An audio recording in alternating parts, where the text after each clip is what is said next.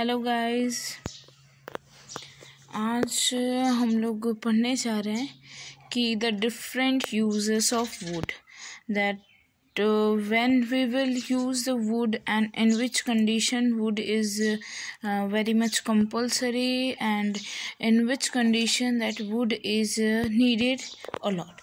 So इस आज के वीडियो में हम आपको ये बताएंगे कि वुड का यूज़ कहाँ कहाँ होता है और ऐसी कौन सी कंडीशन है कि जहाँ पर वुड का यूज़ एज अ कंपल्सरी हो चुका है.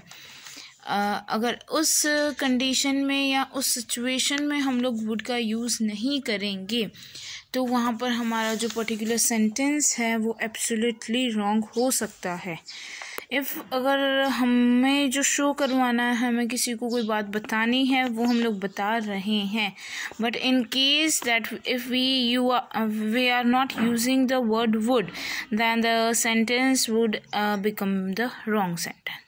So now I will explain you that wood का यूज़ हम लोग कहाँ कहाँ करेंगे, किस किस कंडीशन में करेंगे और कहाँ कहाँ अगर यूज़ करेंगे तो वो sentence as absolutely wrong proof होगा.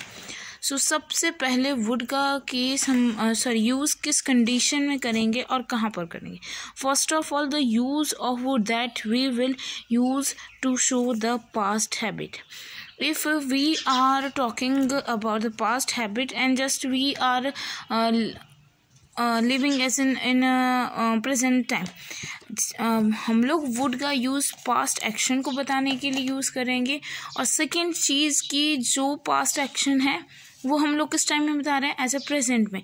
जैसे कि मैं आपको प्रेजेंट में कोई वर्क बता रही हूँ बट मैं आपको वर्क पास्ट का बता रही हूँ, देन वो use of would will be the right way.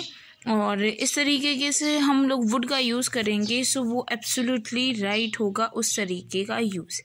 Secondly, would का यूज़ हम लोग किसी प्रेफरेंस के लिए या फिर किसी की कोई पर्टिकुलर चॉइस है उसको बताने के लिए वुड का यूज़ कर सकते हैं. Choice, that means if we want to show something according to our choice or if we want to show about some particular person's choice, that means कि अगर हम लोग किसी पर्सन की चॉइस के बारे में या फिर ये बोले कि हम लोग किसी पर्सन या एटलीस्ट हम खुद की चॉइस के रिगार्डिंग कोई टॉक्स करेंगे या कोई बातें किसी को बताएंगे, उस कंडीशन में हम लोग उस प्लेस पर वुड का यूज़ करेंगे. जैसे कि फॉर एग्ज़ाम्पल कोई पर्सन है वो जैसे आउट ऑफ इंडिया या किसी भी प्लेस पर अभी प्रेजेंट है और हम लोग उसकी एज ए वो हमारा फ्रेंड है, उसकी पास्ट हैबिट या उसकी पास्ट मेमोरीज़ के बारे में हम लोग बात कर रहे हैं, उस जगह पर भी हम लोग वुड का यूज़ करेंगे.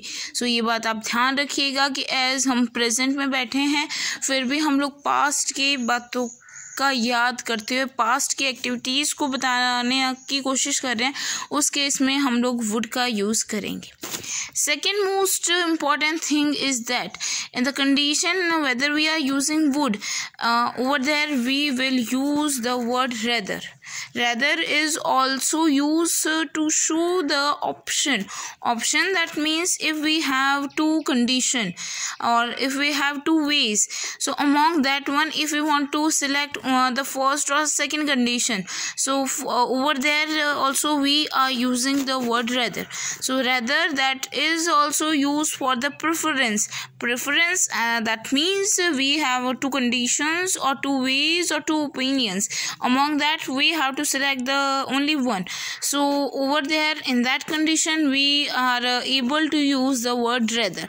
If we will use the rather, then it would be the right answer. For example, if I say a particular sentence that I will choose the way of my hobby like singing rather than dancing. over here I mentioned two activities और two function. यहाँ पर मैं dancing as well as singing दोनों की बात करें, इन दोनों में से हमें एक पर्टिकुलर वर्क या पर्टिकुलर एक्टिविटी के बारे में बताएंगे, तब उस टाइम में हम लोग रेदर का यूज़ करेंगे. And the second most thing is that in any condition that we are using the word will, and instead of will, to change the tense or to change the habit, over here we will use the would.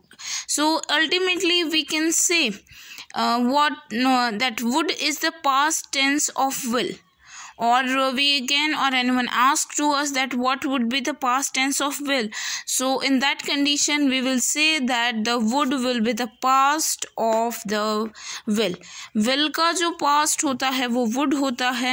if हम किसी past की activities के बारे में बात कर रहे हैं और उस जगह हमने will का use किया तो वो absolutely wrong होगा. why? because would का past tense will का past tense would होगा. so would इनडायरेक्टली हमें ये पता है कि अगर विल हम लोग यूज़ कर रहे हैं और हमें वो एक्टिविटी या वो फंक्शन हम किसी पास्ट की एक्टिविटीज़ को शो करवाने के लिए किसी को बता रहे हैं तो उस केस में विल की जगह हम लोग वुड का यूज़ करेंगे. और आज के लिए जो लास्ट सबसे मोस्ट इम्पॉर्टेंट लाइन है that is would. Secondly, that is used to and simple past tense. These three criteria: would, used to, and the simple past tense. These are used for the past activity and for to show the routine action. जो हमारी routine actions हम perform कर रहे हैं उस case में या उस लाइन में हम लोग इन तीनों वर्ड में से किसी एक पर्टिकुलर वर्ड का यूज़ करेंगे. और ये इनडायरेक्टली हमें ये hint, it is in type of hint that we are talking about the past activities और past some criteria. That means कि यहाँ पर would, use to and past activities का हम लोग यूज़ कर रहे हैं. तो ये अल्टीमेटली ये आइडेंटिफिकेशन है कि हम लोग पास्ट एक्टिविटीज़ की बात करें और सेकेंडली पास्ट एक्टिविटीज़ के साथ जो रूटीन एक्शंस हैं उनका भी हम लोग यूज़ कर रहे हैं. सो उस कंडीशन में इन तीनों वर्ड्स का यूज़ बहुत बहुत ज़्यादा इम्पॉर्टेंट है. सो गाइस आज के लिए बस इतना ही. और जो मैंने आज को आप बताया उन्हें आप अपनी डे टू डे लाइफ में यूज़ कीजिए और यूज़ करने का एज एन हैबिचुअल हो जाएंगे. सो मुझे नहीं लगता है आपको कन्फ्यूजन होगा किसी केस में. एंड इफ़ आप किसी भी ग्रामर रिलेटेड कोई प्रॉब्लम है आपको या कोई डाउट है सो प्लीज़ कमेंट सेक्शन में आप पूछ सकते हैं. So thank you so much guys. जिन लोगों को भी इस चैनल की नीड हो please humble request to all of you, उन सभी को शेयर कीजिएगा. So at last thanks a lot and please मेरे चैनल को like, share and subscribe. Thank you and have a nice day.